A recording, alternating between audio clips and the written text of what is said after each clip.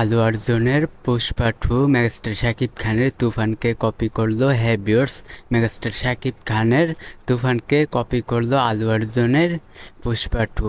Viewers, like দিয়ে সম্পূর্ণ ভিডিওটা দেখতে থাকেন, চ্যানেলে নতুন হলে সাবস্ক্রাইব করবেন। তো আমরা এই বিষয়টা নিয়ে কথা বলবো। তো চলেন ভিডিওটা শুরু করা যাক। ভিউয়ার্স, আমার স্ক্রিনে আপনারা দুইটা ফটো দেখতে পাচ্ছেন। তো আমি আপনাদেরকে বলি ভিউয়ার্স, উপরেরটার মধ্যে কিন্তু শাকিব খানের এই যে তুফান, তো এখানে কিন্তু বলতেছে শাকিব খানের তুফানের একটা ডায়লগ। তো আমি আপনাদেরকে বলি, বশির ভাই জানতো না আমি একদিন ন্যাশনাল লেভেলে খেলবো।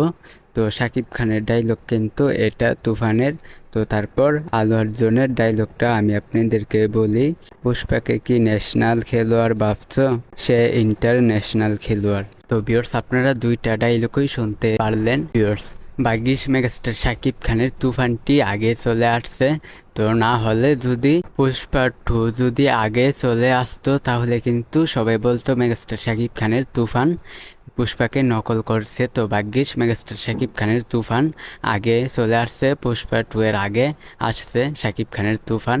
ভিউয়ার্স, এখন কথা হলো কপির বিষয়টা। তো ভিউয়ার্স, সিনেমাতে এরকম কিছু ডায়লগ হয়, তো এগুলোকে কপি বলা চলে না। হ্যাঁ ভিউয়ার্স, এরকম ডায়লগ অনেক সিনেমাতেই হয়, এগুলাকে কপি বলা যায় না। হ্যাঁ ভিউয়ার্স, আপনারা অবশ্যই মেগাস্টার শাকিব খানের তুফানের ডায়লগ এবং পুষ্পা আলু অর্জুনের পুষ্পা টু এর ডায়লগ আপনারা শুনতেই পারলেন।